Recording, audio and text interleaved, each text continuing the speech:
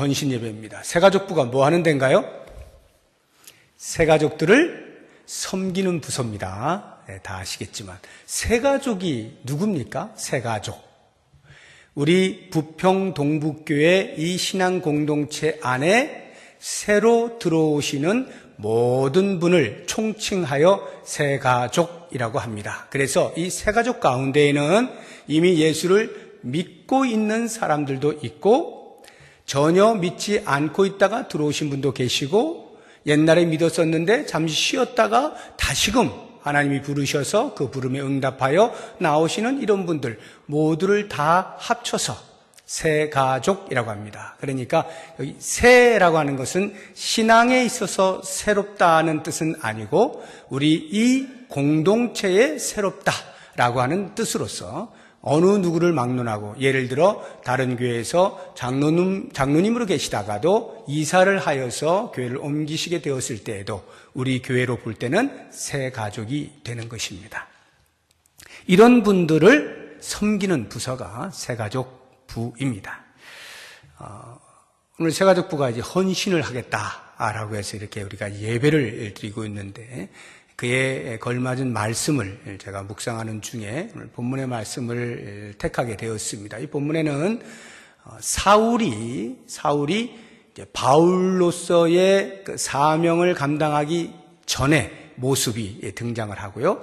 그리고 그러한 사울을 보는 예루살렘 교회의 사도들과 제자들, 그러니까 성도라고 보면 되겠습니다. 예루살렘 교회의 성도들, 그리고 그 안에 바나바라고 하는 인물, 이렇게 우리가 새 인물이 등장하고 있는 것을 보게 되는데 마치 오늘날의 교회에 이 교회 공동체에 새로 온 사람이 들어왔을 때에 기존에 있는 성도들이 어떻게 해야 되느냐라고 하는 것을 이 말씀을 통하여 조명을 받을 수가 있어서 이 본문을 택하게 되었습니다. 저는 사울을 볼 때 새가족이 아닌가 하는 이런 생각을 해보게 됩니다. 이 사울이요, 다메섹으로 이제 예수 믿는 사람을 잡으러 가잖아요. 그다음 그 길에서 빛으로 부활하신 주님을 만나죠. 그리고는 깨어지고 다메섹에 들어가서 아나니아라고 하는 선지자를 통하여서 이제 가리워졌던 눈이 이제 벗겨지게 되어지고 예수를 영접하게 되죠. 그리고는 그때로부터 이제 그 다메섹에 있는 사람들과 자기가 경험한 그 잠깐 동안이지만 그 예수를 이야기하고 이렇게 하는 중에 그가 아라비아 광야로 가게 됩니다. 그러니까 본격적인 사역을 하기 전에 아라비아 광야라고 하는 곳에 약 3년 동안을 기거하게 돼요. 아마도 많은 자기 성찰이 있지 않았을까 하는 생각이 드는데 그러한 3년의 세월이 지난 다음에 다시 다메섹으로 갑니다. 그리고는 거기서 열심히 복음을 전해요. 그런데 그 다메섹에 있는 사람들이 사울을 핍박하는 거예요. 그래서 우리가 읽지는 않았습니다만 그 26절 윗부분에 나오는 곳을 보시게 되면 23절을 보세요. 여러 날이 지나매 유대인들이 사울 죽이기를 공모하더니 이게 다메섹에서 있던 일이에요. 그래서 그 다메섹에 있는 성도들이 사울을 빼내가지고 도망가게 합니다. 그래서 이제 예루살렘으로 올라가게 되는 거죠. 지역적으로 내려가는 거지만 예루살렘을 항상 중심으로 올라간다 이렇게 표현해요. 예루살렘으로 이제 가게 됩니다. 그리고는 그 예루살렘에 당연히 예루살렘 교회가 있잖아요. 사도들이 있고 사도들이 세운 교회가 있지 않습니까? 그 교회에 가서 뜨거운 가슴을 주체할 수가 없어서 제자들과 사귐을 가지려고 합니다. 근데 이때 이제 우리가 이렇게 사울의 그 감정을 잠시 생각을 해보면 3년이라고 하는 세월이 흘렀어요. 그리고는 예루살렘 다시 돌아온 거예요. 그러면 그가 예수 믿는 사람을 잡으러 다메섹으로 출발할 때 그 출발지가 예루살렘이 아니었습니까? 예루살렘에서 사내들인 공회에 인증을 받아가지고 예수 믿는 사람들을 잡아올 수 있는 그런 권한을 부여받고 가지 않습니까? 그렇게 핍박하기 위하여 출발한 그 예루살렘으로 3년이 지난 다음에 사울이 다시 돌아오게 되었을 때 제가 볼 때에는 이 사울의 그 감정이 매우 미묘했겠다 하는 생각이 드는 거예요. 이 미묘하다는 얘기가 여러 방향의 어떤 그 감격들이 있지 않았을까? 야, 내가 어떻게 그런 사람이었는데 이렇게 변해서 이곳으로 다시 올 수가 있었을까? 내가 예수 믿는 사람을 핍박하기 위해서 출발했던 이 예루살렘 땅에 내가 다시 예수를 믿는 사람으로 돌아올 수가 있게 되었나라고 하는 이러한 미묘한 감격이 있을 것이고요. 그 성도들을 바라보게 되면 상당히 마음에 짐이 되었을 거예요. 미안한 마음이 있지 않겠어요? 내가 알지 못하여 저지른 것이지만 나로 인하여서 핍박을 받은 사람들 또는 그 가족들이 있을 거 아니에요. 그 사람들에 대해서 대단히 미안한 감정도 있었을 것입니다. 그런가 하면 나 같은 죄인을 주님께서 만나주셔서 예수를 영접하게 하시고 하늘나라의 시민 삼아주시고 거기에 이방인을 위한 사도로 불러주셔서 사명을 감당할 수 있게 해주셔서 이 예루살렘 교회 성도들과 함께 우리는 그리스도 안에서 한 가족입니다라고 하는 말을 할 수 있게 되었으니 이 얼마나 감사하겠어요.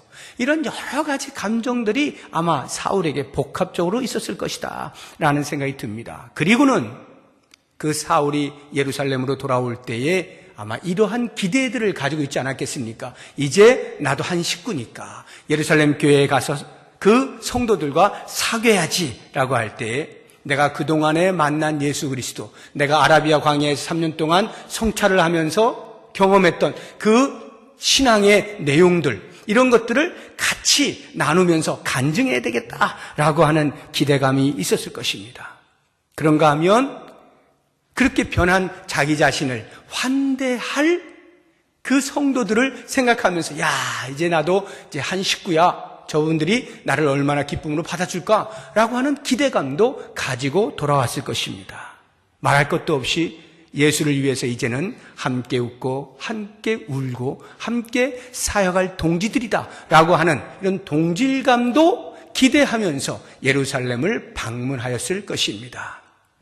그런데 그와 같은 사울의 기대와는 달리 예루살렘 교회에 있던 성도들이 사울을 바라보는 것은 그렇게 고운 시선이 아니었습니다. 오늘 본문 말씀 26절을 보게 되면 뒷부분에 다 두려워하여 그가 제자됨을 믿지 아니하였다 이렇게 되어 있습니다. 어떤 면에서는 당연하다라고 보여집니다. 비록 3년이라고 하는 세월이 흐르긴 했습니다만 혹시 이 사람이 가면을 쓰고 온 것 아니야? 양의 탈을 쓰고 온 일인은 아닐까? 혹시 이렇게 해가지고 우리 전부 또 올가매려고 하는 그러한 어떤 술을 쓰려고 하는 것은 아닐까? 이러한 의심을 얼마든지 할 수가 있죠.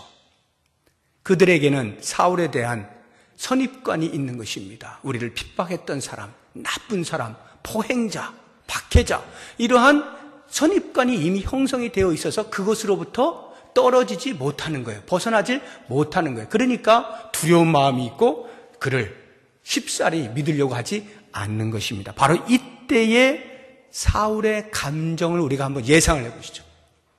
내가 그런 사람이었다. 내가 사울인데 나는 당연히 반길 줄 알고 막 이제 그간에 그 예수를 막 간증하고 이렇게 하려고 하는데 정작 그 사람들이 나를 못 본 척하고 냉대하고 무시하고 못 믿고 두려워하고 설설 피하고 막 이랬을 때 이 사울의 감정이 어떻게 되었을까? 제가 예상을 해보는 거예요. 한편으로는 그럴 수 있겠구나 라는 생각도 안 하진 않겠죠. 바보가 아닌 다음에야 자기 때문에 그렇게 어려움을 겪었던 사람들이니까 한편으로는 그러한 행동이 이해가 되긴 하지만 그래도 예수 공동체가 어떤 공동체냐, 그 안에 들어오면 모두가 다 한 식구 아닌가, 누구보다도 그런 이야기를 하고 있는 사도들 아닌가, 그런데 내가 한 식구가 됐는데 왜 나를 이렇게 대하지? 라고 하는 것에 대한 자기 정체성, 내가 예수 믿는 사람 맞아? 라고 하는 자기 정체성에 혼란이 올 수 있고요. 그러한 예수 믿는 사람들로부터의 배척으로 말미암는 상실감, 큰 실망감, 상처들이 있지 않았겠느냐라고 하는 생각이 듭니다. 바로 이때 바나바가 등장을 하죠. 그 공동체 안에 함께 있던 바나바가 사울에게 갑니다. 자초지종을 듣습니다. 쭉 들어보니까 이건 하나님이 하신 일이에요. 그래서 바나바가 사울의 손을 붙잡고 사도들에게 갑니다. 그리고 사도들에게 사울을 대신하여 변론을 해주는 거예요. 사도들이요. 이 사울은 지금 이런 사람입니다. 그게 27절이에요. 그가 길에서 어떻게 주를 보았는지와 주께서 그에게 말씀하신 일과 다메섹에서 그가 어떻게 예수의 이름으로 담대히 말하였는지 그것을 사도들에게 대변을 해주고 있는 그러한 모습을 보게 됩니다. 바나바가 어떤 사람이에요? 성경에서 표현하고 있는 것은 자기의 재산을 다 팔아서 사도들의 발 앞에 놓죠. 공동체 전체가 필요한 대로 사용할 수 있도록 이렇게 하죠. 착한 사람이었습니다. 믿음과 성령이 충만한 사람이었어요. 이 바나바의 원래 이름은 요셉이에요. 진짜 이름은 요셉인데 바나바는 별명이거든요. 사도들이 붙여준 거예요. 뜻이 위로의 아들이에요. 그의 행하는 일들이 공동체 전체에 유익을 끼치는 거예요. 위로가 되는 거예요. 사도들이 그것을 보면서 당신은 바나바라 합시다. 이렇게 별명을 붙여준 거예요. 그 정도로 바나바는 그 공동체 안에서 인정을 받던 사람인데 그 사람이 사울을 변호하고 나서니까 사도들이 그것을 받아들일 수가 있게 된 것이죠. 이 모습에서 저는 누군가가 공동체 안에 들어오게 될 때 그 사람은 새로운 사람입니다. 새 가족이죠. 그 새 가족이 언제나 사울과 같은 그런 입장은 아닐 거예요. 다양한 입장들을 가지고 있겠죠. 어찌되었거나 새 가족입니다. 서먹서먹하죠? 어색하죠. 내가 어디에 서 있어야 이게 괜찮나? 눈치도 좀 봐야 되죠? 등등 여러 가지 신경 쓸 게 많아요. 그런 사람들에 대하여 만약에 기존의 성도들이 이 제자들이 보여준 것처럼 여러 가지 이유들로 인하여 관심을 갖지 않는다면 또는 있는 둥 없는 둥 취급을 해버린다면 이 사람이 어떤 감정을 가질 것인가 뻔하지 않겠어요? 그때 누가 필요하다고요? 새가족이 필요하다고. 새가족 부가. 바나바가 필요하다고요. 바나바와 같은 인물이 다가서줘야 되는 거예요. 그래서 정처 없이 어찌할 바를 몰라 하는 그 사람에게 자리를 잡을 수 있도록 해주는 이 바나바의 역할, 이것이 필요하다라고 하는 것입니다. 자, 그렇다고 하면 이제 실제적으로 한번 생각해 보죠. 우리 교회 이 자리에도 이제 새로 오신 분들이 계십니다만 새 가족들이 교회를 찾을 때 어떠한 이유로 교회를 찾으며 무엇을 보고 교회를 정할까요? 사람마다 다 다르죠. 그러나 일반적으로 제가 몇 가지를 살펴보면 일단 집에서 가까운 데를 찾게 돼 있어요. 일단 집에서 좀 가까운, 이렇게 다니기 쉬운 곳, 접근성이 용이한 이런 데를 기본적으로 찾습니다. 그리고 살펴보는 것이 목사님의 설교, 얼마나 나하고 맞는가, 내가 은혜를 받는가, 바르게 전하는가 등등 자기하고 일단 맞는 이런 데를 찾게 돼 있어요. 그리고 그 다음은 뭘 볼까요? 교회의 분위기. 내가 갔는데 탁 들어가는 순간에 역시 예수 공동체구나 라고 하는 것이 자연스럽게 느껴지고 있는지 무의식 속에, 잠재 속에 그것이 보여진다 이 말이에요. 그런 걸 느끼게 이렇게 요청을 하고 있다 이 말이에요. 자기 스스로. 사람들의 표정도 보고 나에 대한 관심도도 보고 사람들끼리의 그 어떤 말하는 그런 것도 이렇게 보고 하여튼 여러 가지를 이렇게 보게 되어 있어요. 그래서 내가 이 공동체에 계속 머물면서 같이 지내도 될 만한가? 별로 어려운 일이 없는가? 이런 것들을 당연히 보게 돼 있죠. 그리고 그 다음에 또 이제 여러 가지 볼 수가 있어요. 주차장이 잘 준비가 되어 있는지, 내 아이들이 어린데 우리 어린아이들에 대한 어떤 교육의 프로그램들은 좋은지, 이제 등등등등 자신의 필요에 따라서 이렇게 살펴볼 수가 있겠죠.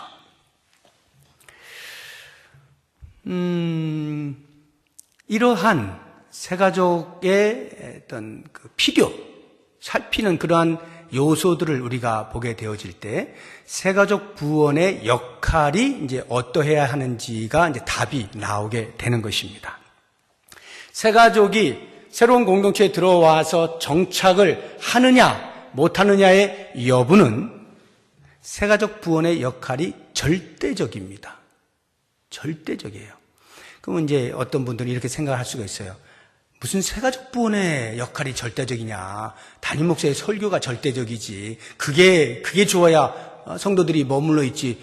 무슨 뭐 새가족부가 아무리 날고 겨워도 그게 되나? 이렇게 혹시 생각하시는 분 계실는지 모르는데 그렇지가 않습니다. 왜냐? 담임 목사의 설교는요. 새가족으로 등록하기 전에 점검이 끝나요. 요즘 보세요. 새가족으로 이렇게 들어오시는 분이 그냥 한 번 나와가지고 바로 등록하고 이렇게 다니시는 분 없어요. 다 몇 주 등록 안 하고 그냥 다닙니다. 그게 뭐 하는 거예요? 말씀 듣는 거예요. 그래서 이렇게 살펴보는 거예요. 이렇게 살펴보는 거예요. 내가 여기 있어도 되니까 말까 이것을 살피는 겁니다. 그러니까 적어도 등록을 하잖아요. 새가족으로 등록을 하잖아요. 그럼 그때는 이미 설교에 대한 검증은 끝났다 보시면 됩니다. 그러니까 설교가 마음에 안 들면 이미 등록을 안 한다니까요. 그냥 다 가신다니까. 그래서 우리 새가족 이렇게 환영회 같은 거 할 때 보세요.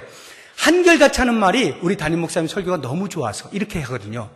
그럼 저는 뭐 기분이 막 그냥 업되잖아요. 근데 사실은 그게 아니에요. 그게 통과된 사람은 앉아 있는 거예요, 거기에. 그렇지 않은 사람은 다 간다니까요. 나하고 안 맞으면 가는 거죠. 왜 거기 있겠어요? 그래서 등록하기 전에 이미 목사의 설교는 검증이 끝난다. 그러면 등록하고 나면 그다음부터 성도들이 뭘 볼 것이냐, 새가족이 뭘 보겠어요. 목사의 설교는 이제 됐다 이 말이에요. 계속 내가 들을만 하다 이거죠. 그럼 뭘 보겠냐고요. 얼마나 따뜻한가, 얼마나 화목한가, 얼마나 내가 어울릴 수 있는, 이거 보지 않겠어요? 그러니 새가족부의 역할이 절대적이다라고 제가 이야기를 하는 거예요. 왜냐하면 새가족부는 새가족을 만나는 최첨단, 제일 앞자리에서 만나는 사람들이기 때문에, 군대 용어로 하면 천병이라 이 말이에요. 제일 앞에 서 있는 사람이 새가족부이기 때문에 그렇습니다. 그러니까 그 새가족들에게 있어서 새가족 부원들은 교회의 첫 인상이라고 보셔도 과언이 아니에요. 그 정도로 새가족부의 역할이 중요하다라고 하는 것입니다. 그러면 새가족부가 할 일이 뭐겠습니까? 두 가지만 제가 말씀드려요. 하나는 관심이에요. 새가족에 대한 관심. 거기서부터 출발을 해야 돼요. 다른 사람에 대한 관심이 없는 사람은 새가족부 하나만 해요. 다른 사람에 대해서 저 사람이 어떻게 살든지 뭐 아무 관심이 없어요. 그냥 나만 잘 살면 돼. 이런 사람은 새가족부 해봐야 그냥 그 자리에 있는 것뿐이지 아무 역할을 못해요. 나는 다른 사람에 대한 관심이 있느냐, 여기부터 점검을 하시고 출발지다라고 하는 것입니다. 한번 생각해 보십시오. 누군가가 이제 한 가정에서 입양을 하려고 한다라고 보면 그 입양되는 아이가 그 가정에 뭘 보겠어요?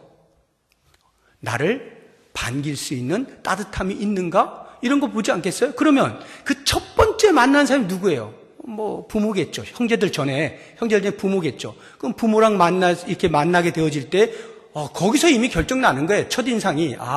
이런 사람들이 내 부모가 된다면 내가 괜찮겠다라고 하는 마음이 이렇게.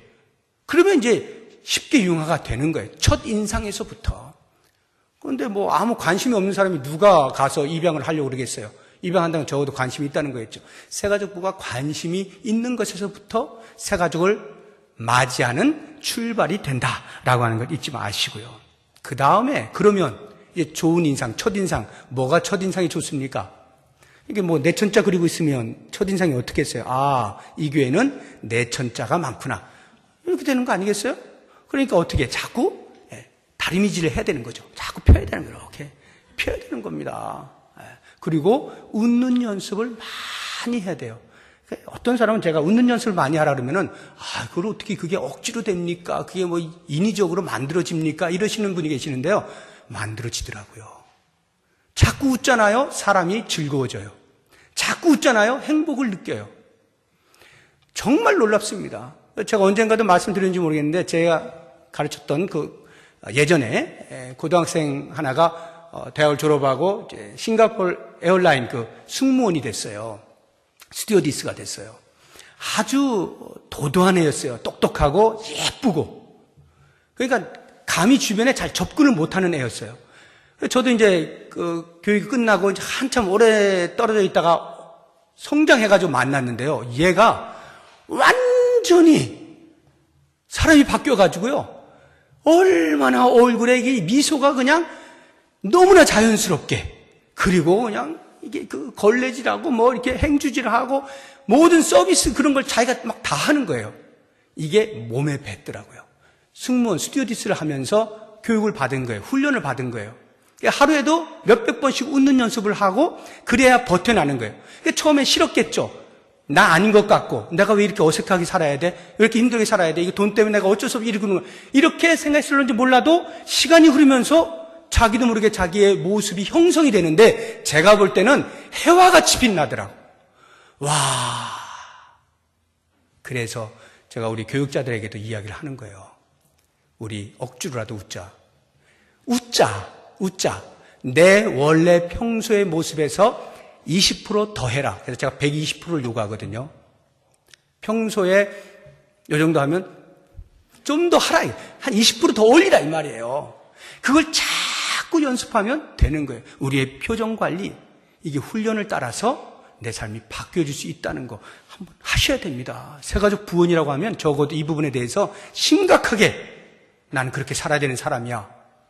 내가 교회의 첫 얼굴인데 오는 새가족에게 어떻게 보여야 될 것이냐? 말할 것도 없죠. 연습을 하고 훈련을 해야 된다라고 하는 것입니다. 물론 그것이 겉으로는 그런데 속으로는 그냥 이렇게 돼가지고 막 비틀려가지고 막 이러면 뭐 곧 발각이 되죠. 그러니까 어떻게 마음도 따뜻한 마음을 갖도록 자꾸 훈련하는 거예요. 따뜻한 마음을 갖도록. 그러다 보면 자연스럽게 말투도 아주 상냥스럽게 됩니다. 말투도 친절하게 돼요. 그러면 행동도 따라갑니다. 화장실 어딨나요? 아, 네. 저기 가면 저기 있어요. 하고 싹 웃으면서 가르쳐주는 이건 1단계예요. 그 다음은 어떻게 하냐? 아, 이리 오세요. 하고 같이 모시고 가는 거예요. 물론 뭐 화장실까지 다 들어갈 수는 없지만 그 앞에 정도까지 모시고 가서 네, 여기입니다. 라고 하는 정도까지 행동에까지 변화가 일어나는, 이게 친절이에요. 이게 친절. 이런 것이 우리 새가족 부원들이라고 하면 몸에 배어 있어야 됩니다. 몸에 배어 있어야 된다. 그 새가족들은 사실 오는 그 루트가 다 다양하잖아요. 이미 기존 신자로서 이사를 함에 따라서 오시는 그런 분들도 계시고, 기존 신자가 오시는 분들도 계시고, 사실은 뭐 요즘은 그런 분들이 제일 많습니다만, 또는 그냥 전도에 의해서 전혀 예수를 알지 못하고 교회를 이렇게 알지 못하는 사람이 전도에 의해서 오게 되는 경우도 있고요. 또는 한참 만에 다시 어떤 도전을 받고 신앙생활을 하는 이런 분들도 계실 수 있다. 다 다양하지 않습니까? 그러한 다양함에 눈높이를 맞출 수 있어야 한다라고 하는 것입니다. 그래서 여러분들이 새가족이 오면 제일 먼저 그걸 파악해야 돼요. 이분은 어떤 경로로 지금 오시게 되었나 라고 하는 것을 파악해서 거기에 맞게 대처를 해야 돼요. 항상 똑같이 하는 게 아니에요. 그분의 눈높이에 맞게 그렇게 대처하는 것이 필요하다라고 하는 것입니다. 자, 그러면 이것이 다른 사람에 대한 관심으로부터 이제 출발한다라고 할 때, 그런 관심을 넘어서서 할 수 있는 것은 직접적으로 돕는 일입니다. 그 사람들이 적응하는데 혹시 어려움이 있지는 않는가를 살피는 거예요. 어떤 부분에서 어려움을 겪고 있는가를 잘 살피는 거예요. 그래서 그 문제를 해소해 주는 거죠. 이런 직접적인 도움을 줄 수 있어야 한다라고 하는 것입니다. 그리고는 혹시 시간이 조금 이렇게 흘러서 다른 공동체 일원들하고 이렇게 교제가 있는데 왠지 모르는 이 괴리감이 막 생겨요. 이럴 때 그 괴리감을 좁혀주는 이러한 것들도 새가족 부원들이 할 수 있어야 된다라고 하는 것입니다. 뭐 그런 게 뭐 별다른 게 없죠. 그냥 조용히 다가가서 어깨 한번 만져주고 같이 손 한번 붙잡고 뭐가 마음이 아픈지 뭐가 마음에 상처가 되는지 들어주고 공감하고 미안하다 하고 같이 기도하고 이러한 위로만 해도 그 새가족의 마음은 많이 부드러워질 수가 있고 녹아질 수가 있다라고 하는 것입니다. 그리고는 한 걸음 더 나아간다면 이제 좀 더 적극적으로 한다면 그들의 삶에 있어서 때때로 어려운 일들이 있을 수가 있는데 그런 어려운 일들 같이 들어가면서 같이 가슴 아파해주고 감정이입을 같이 하고 내가 할 수 있는 일을 하면 또 기꺼이 돕고 이렇게 해서 교회에 정착되기까지의 필요한 그런 것들을 우리 새가족 부원들이 그들과 함께 이렇게 나누면서 실제적인 도움을 줄 수 있다면 새가족 부원으로서의 역할이 아주 훌륭한 것 아니냐라고 하는 생각이 드는 것입니다. 자, 이렇게 새가족 부원들이 최선을 다해서 한 사람이 새로 들어왔을 때 그 사람이 정착할 수 있도록 돕는 일에 있어서 훌륭하게 역할을 감당했다라고 한다면 그러면 그것으로 끝나느냐? 그렇지가 않습니다. 성도님들의 역할이 꼭 필요해요. 새가족부만 잘한다고 되는 게 아니에요. 새가족부가 잘하잖아요. 근데 성도들이 그렇지 못하잖아요. 그러면 그 온도차를 느끼는 순간에 갈등이 생기는 거예요. 야, 이 새가족부는 그렇지가 않은데 여기는 왜 이러지? 하고 이 온도차를 확 느껴버리면 내가 이거 계속 여기 다녀야 되나? 그렇다고 새가족부만 계속 교제할 수는 없잖아요. 이런 이제 딜레마에 빠지게 되는 것입니다. 그렇기 때문에 모든 성도들은 사실 새가족 부원과 같은 심정으로 새가족부가 새가족을 대하는 그러한 온도와 크게 차이나지 않는 그렇게 근접할 수 있어야 돼요. 그렇게 새가족을 맞이할 수 있어야 한다라고 하는 것입니다. 기본적으로 생각해 보세요. 새가족들은 제일 먼저 이렇게 만나게 되어지는 것이 구체적으로 어느 누구를 이렇게 개인적으로 교제하기가 쉽지가 않잖아요. 그러면 눈에 보이는 사람이 그 교회에 그 사람이라고 보여지는 거예요. 눈에 제일 잘 띄는 사람들이 누굴까요? 기본적으로 이렇게 저 혼자 여기 떨어져 있으니까 제가 제일 잘 보이겠죠. 그러나 저는 한 사람이고 목사고 저는 설교를 하니까 설교를 통해서 이 교감이 있는 거예요. 그러면 어디를 보느냐? 여기 찬양대가 있으면 찬양대원을 봅니다. 얼굴 표정을 보는 거죠. 태도를 보는 거예요. 예배 태도를 보는 겁니다. 보려고 해서 보는 게 아니에요. 그냥 봐지는 거예요.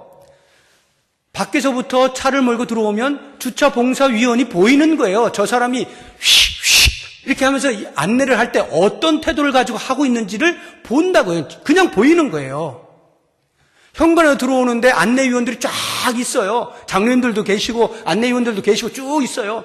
어떠한 태도를 가지고 맞이하고 있는지 보인다고요. 비단 자기에게만이 아니라 그들이 일반적으로 보여지는 그게 그냥 눈에 확 들어온다고요. 점심시간에 식당에 내려가잖아요. 그럼 누가 보일까요? 당연히 식당고 안에서 섬기는 식당 봉사 부원들이 눈에 보이는 거예요. 이렇게 눈에 보이는 사람들이 새가족의 첫 눈안에 들어온다라고 할 때 그 사람들의 표정, 그 사람들의 태도 여기에 달려 있다니까요. 근데 거기에서 그냥 인상을 팍 쓰고 그냥 어쩔 수 없이 억지로 하고 있는 듯이 만약에 보인다면 심각하죠.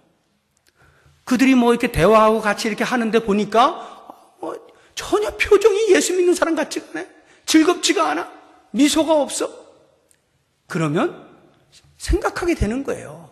내가 여기 계속 버틸 수 있을까? 제가 언젠가 말씀을 드렸죠. 제가 유학을 마치고 돌아와서 귀국을 해서 참 이상한 말입니다만 교회 탐방을 한 적이 있어요.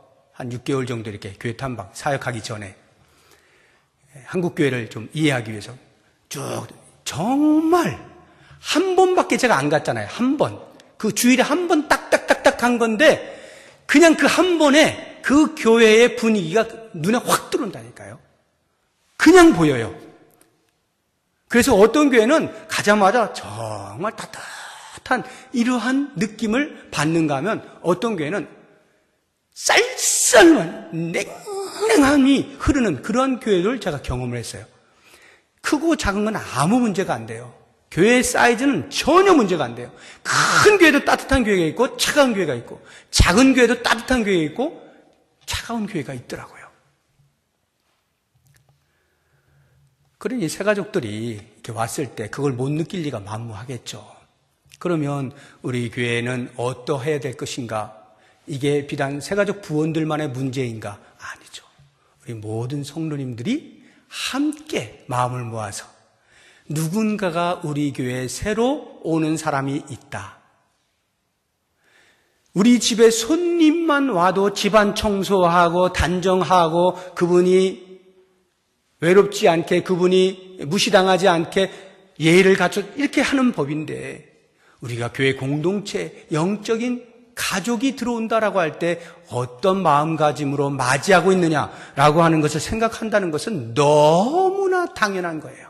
너무나 당연해요.